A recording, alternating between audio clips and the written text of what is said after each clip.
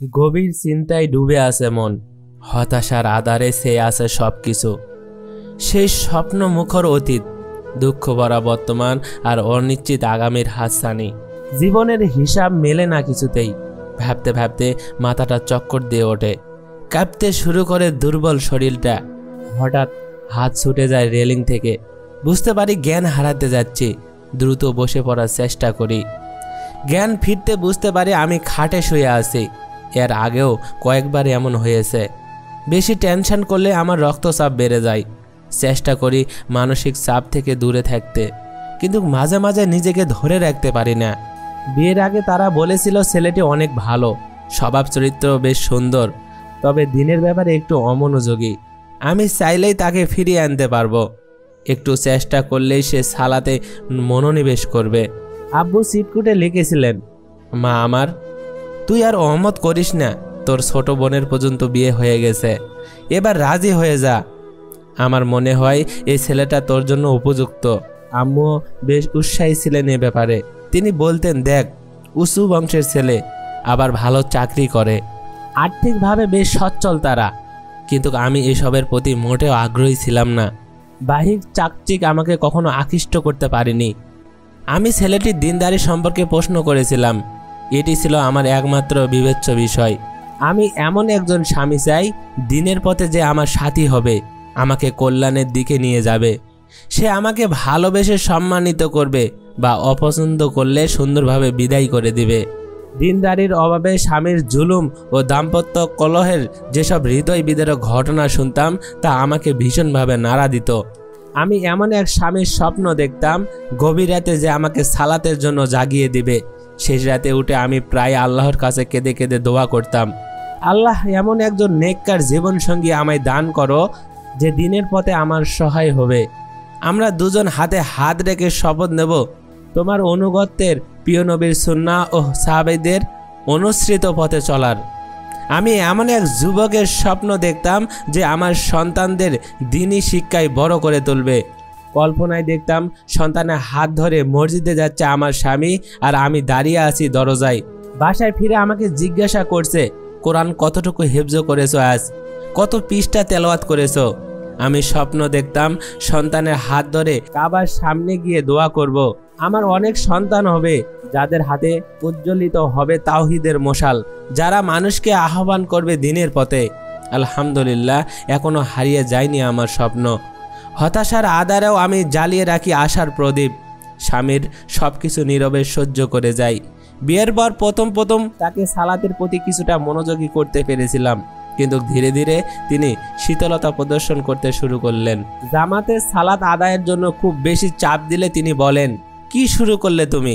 আল্লাহ তাআলা অনেক দয়ালু, পরম ক্ষমাশীল, সালাতের এখনো ঢের দেরি। এই বলে তিনি আর মসজিদে যান না। এদিকে ওয়াক্ত শেষ হয়ে যায়, তবু আমি বুঝতে পারি এতটুকু বলার কারণে তার অবস্থা কিছুটা হলেও ভালো থাকে। অন্তত আমি তাই মনে করি। কথার প্রসঙ্গে একবার জানতে পারি তার কিছু বাজে সঙ্গী আছে। আমি সব সময় ভয়ে ভয়ে থাকি তাদের দ্বারা তিনি প্রভাবিত হন কিনা। নতুন কোনো উপায়ের ব্যাপারে ভাবতে থাকি, যা আমার মৌখিক নসিহতের চেয়ে বেশি কার্যকর হবে।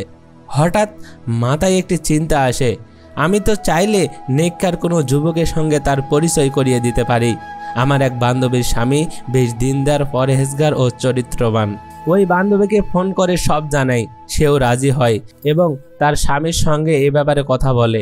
আমি স্বামীকে বলি আমার এক বান্ধবী তার স্বামীকে নিয়ে এখানে বেড়াতে আসবে। তিনিও সম্মত হন। পরের সপ্তাহে তারা বেড়াতে আসে।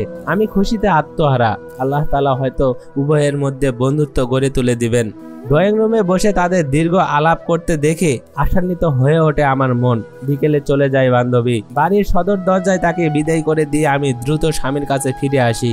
তার চোখের দিকে তাকাই, দেখি কি বলেন তিনি। সে বলে, তোমার বান্ধবীর স্বামী অনেক উন্নত মানসিকতার অধিকারী, কথাবার্তায় বেশ পরিচ্ছন্ন মনে হলো। এটুকু বলেই তিনি প্রসঙ্গ পাল্টে ফেলেন। তার সঙ্গে পুনরায় দেখা সাক্ষাৎ করবেন এমন কোনো আভাস দেখা যায় না তার চেহারায়, যদিও আমাকে নিয়ে তাদের বাড়িতে বেড়াতে যাওয়ার ওয়াদা করেছেন তিনি। আমি নানানভাবে চেষ্টা করতে থাকি কিভাবে তাকে সালাতে অভ্যস্ত করে তোলা যায়। এই ছিল আমার সর্বক্ষণের ভাবনা। 1.5 বছরের মাথায় প্রথম সন্তানের মুখ দেখি আমরা। এরপর আমি সালাতের ব্যাপারে চাপ দেওয়া আবারও বাড়িয়ে দেই। দীর্ঘক্ষণ রাত জেগে সালাত আদায় করি। আল্লাহর দরবারে তার হেদায়েতের জন্য অশ্রু ঝরাই। ওইদিকে তিনি বন্ধু বান্ধবের নিয়ে হই হুল্লোড় ব্যস্ত সময় কাটান। আমি সিদ্ধান্ত নেই এখন থেকে বেডরুমে সালাত আদায় করব, যাতে তিনি নিজ চোখে দেখতে পান। হয়তো এতে তিনি কিছুটা হলেও প্রভাবিত হবেন। পরদিন বিকালে তিনি আমাকে বলেন, আমার জিনিসপত্র গোছগাছ করে দাও, শহরের বাইরে যেতে হবে আমাকে, অফিসের একটি জরুরি কাজ পড়েছে। এরূপ প্রায় তিনি শহরের বাইরে যান। সেখানে গিয়ে কখনো ফোন করেন, জানান কোথায় উঠেছেন, আবার কখনো জানান না। আমি এইসব জানার চেষ্টা করি না। একজন মুসলিমের প্রতি সুধারণা রাখতে তো কোনো সমস্যা নেই।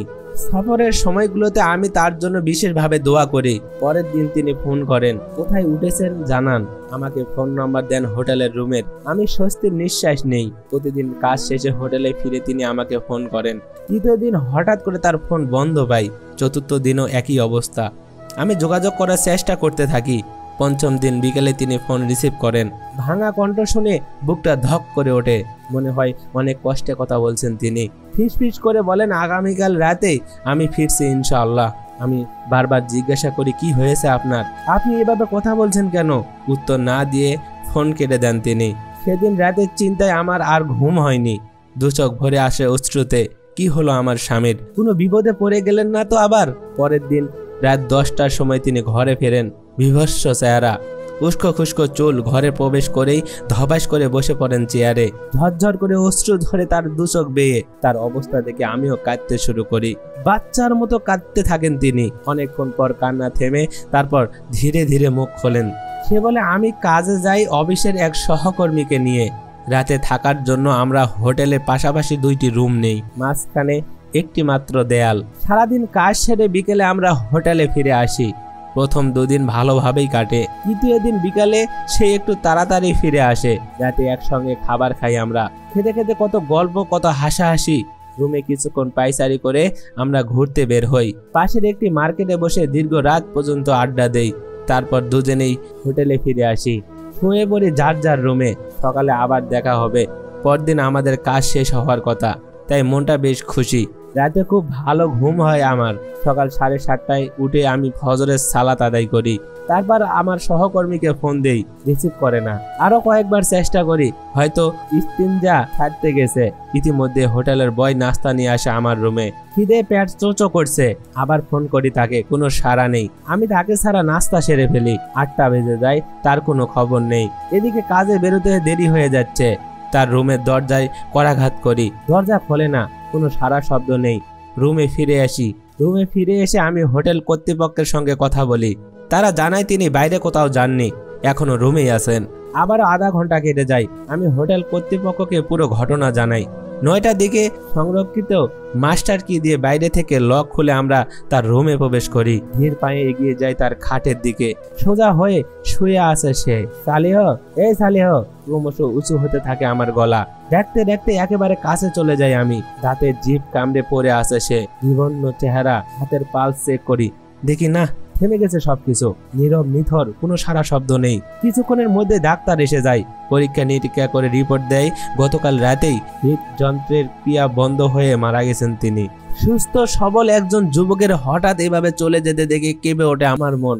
গতকালই তো প্রাণ খুলে হেসেছে সে। শক্ত সামর্থ্য, সুটাম দেহ তার। কোনো রোগ আছে বলেও জানি না আমি। অসুস্থতার কোনো লক্ষণ দেখা যায়নি তার চোখে মুখে। জীবন নিয়ে নতুন করে ভাবতে শুরু করি আমি। অদ্ভুত এই জিন্দেগি, কখন কার মৌতের ডাক এসে যায় কেউ জানে না।